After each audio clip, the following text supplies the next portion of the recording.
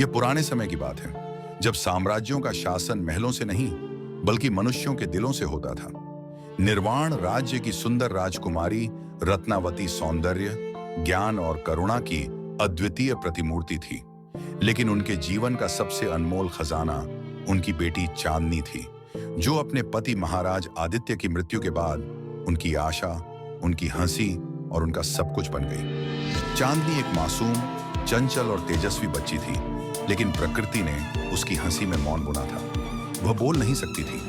राजकुमारी रत्नावती हर रात महल की सबसे ऊंची मीनार पर जाती और आकाश की ओर हाथ उठाकर प्रार्थना करती, हे प्रकृति, मेरी बेटी की आवाज छीन ली गई है, लेकिन उसके दिल से उम्मीद मत छीनो। चांदनी हर दिन अपनी मां के साथ बैठकर कहानियां सुनती थी, लेकिन एक शब्द भी नहीं बोल पाती थी।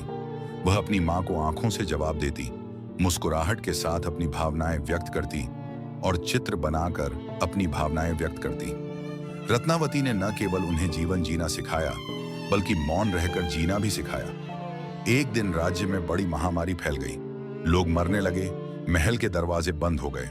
राजकुमारी ने अपनी बेटी को एक सुरक्षित कमरे में रखा, लेकिन वह स्वयं प्रत्येक रोगी के पास पहुंची, उन्हें दवा दी और उन्हें सांत्वना दी। वह कहती थी, अगर मेरी बेटी की कोई भाषा नहीं है तो मैं सबके लिए भाषा बनूंगी। चांदनी हर रोज खिड़की से अपनी मां को जाते हुए देखती और मन ही मन एक तस्वीर बना लेती, एक मां जो सबकी मां बन गई थी।